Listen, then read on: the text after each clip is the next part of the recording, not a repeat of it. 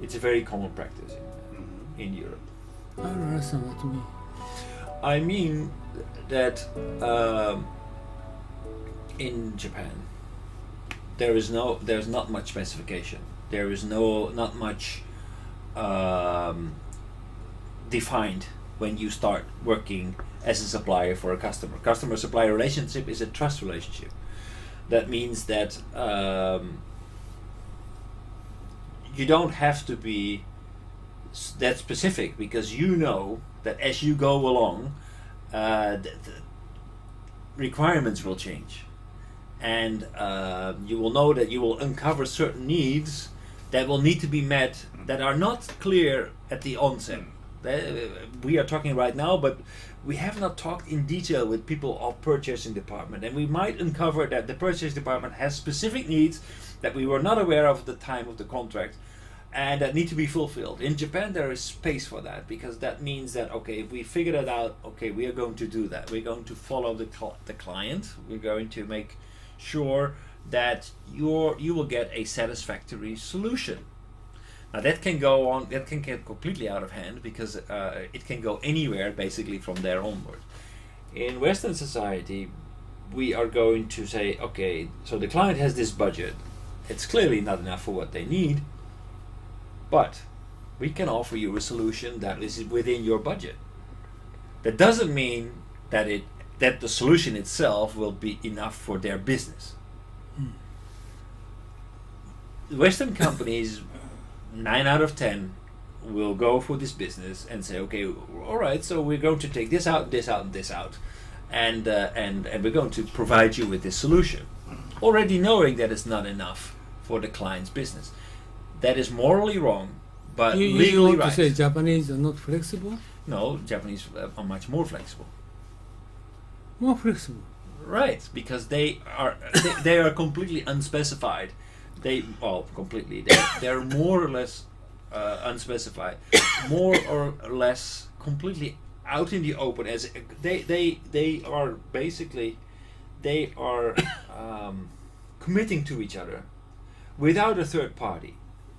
In Western society, we are committing to each other with the third party, and if anything goes wrong between us, we both respect the third party. That means that in order for the third party to be able to rule, to say, okay, this is what needs to happen, we need to specify everything specifically. That is a legal-based, a justice-based system. It's nothing to do with trust, with relationships, with anything else. It's just because this is what we agreed to, and if there is any difference, or if any discrepancy is occurring, then we trust that we can go to that third party, and we will be able to enforce what we agreed upon. So therefore, every agreement needs to be very precise and very European people, right? Yes. Yeah. But is that always in the best interest of both parties? Not at all. Not at all. In the Japanese way of working, we don't rely so much on the third party. If it can be avoided, people will not go to court. Will not try to enforce this, because basically it's a commitment. It's based on justice, doing what is right, doing what's in the best interest of your customer. So instead of trying to specify things really in very, very, very depth of detail at the onset, it is more of a commitment on a more or less blank sheet of paper with signatures and a handshake. That is the basis of starting a project together, or basically committing to each other. Japanese? Yes. So we commit to the law, Japanese contract parties commit to each other. It means cause a lot of problem. Yes. Both systems cause a lot of problems. Both systems cause a lot of problems. The problems in Western society is very clear, because basically there's asymmetry of information, both on the client side and on the supplier side, and it's very difficult, very, very difficult to specify everything to the letter of detail. So the whole quotation process, the whole specification process is very complex, especially when you talk about very big software projects.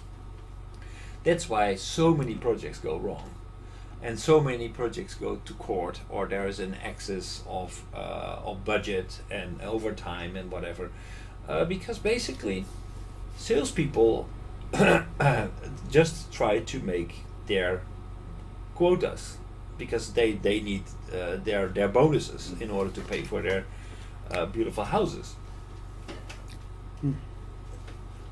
In the Japanese case, projects can go completely out of hand, based on unreasonable requests from the customer, who demands that their staff doesn't have any time for training. That means if you replace software system A with software system B, then software system B needs to have exactly the same user interface as software system A had, so that they don't need any training.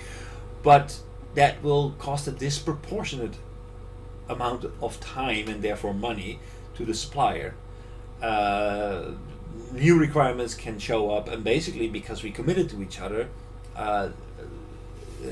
projects go completely out of hand. So for Microsoft, for example, I know Microsoft a little bit from the inside. Japan is a nightmare to do projects, because the enterprise software from Microsoft is based on standardization. Basically, the software in itself is designed to fit 99% of all the use cases that they have gathered so far. In Europe, America. But in Japan, every software development project is interpreted as a greenfield operation. Basically, every software is not a functional, it's not looked at as a functional part, but it's basically building blocks, and everything is built up from the bottom up. That means that every software implementation is more or less unique. That means that if there is an upgrade of the software, it costs enormous efforts to upgrade the implementation in Japan, because there are so much customizations that are made specifically for this client. They have to be redone, so it costs a disproportionate amount of money. A lot of people need to stay on board, because everything is very specific to this client. It's actually, actually I'm involved for this area for more than 30 years, and it's what a discrepancy among users people, front-end people, Right. and system engineers group. Okay, system engineer group don't want to accept users' requirement, Right. but user reject it, but system cannot implement it. Right. And okay, we're going to accept user team, the cost will increase, but top management will not accept, right? Right. So this is triangle, turmoil happen all the way around. And if very strong man Right. exists, he's going to tell them, oh, stop it. Right. But usually Japanese leadership not so strong, Right. so overrun the project. Right. And I did many times. Right. You know. And also our company's manager is not good skill to persuade them. Right? Push him back. So okay. So I have a perfect example of this. So we were a relatively small company in the Netherlands, and there was a CRM, a customer relationship management software project that for the Dutch entity, basically the national telecom, a very big client, and it had already failed twice. Two consulting companies failed, big consulting companies. And then the CEO was fired, and a new CEO came on board, and he happened to be a friend of our one of our salespeople. So really, out of nowhere, a dark horse, we had a fantastic opportunity to win a project to implement CRM for NTT, which was a way too big project for us actually. But because we knew the new CEO, we won the project. The thing this time, we had to do it fixed price, fixed cost. But the CEO was very strong. The new CEO was strong because that's why he got the job, because the project had failed already two times. So we had exactly the same experience. We said, okay, we will accept a fixed time, fixed price project, but very strict requirements. So we actually, because we made very clear specification to the project. We're going to do this, this, and that, and users, we will not make any customization unless it is absolutely pivotal for the project, and it needs to be signed off and agreed to by the CEO. And